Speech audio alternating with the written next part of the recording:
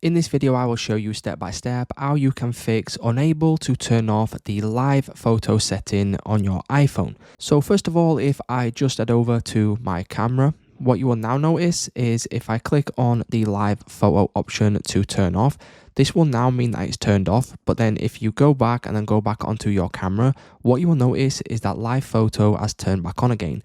So what we need to do to change this is if we go back, we now need to go to our settings. We need to scroll down, click on the option for camera. And then from here, you now need to scroll down until you see the option for preserve settings.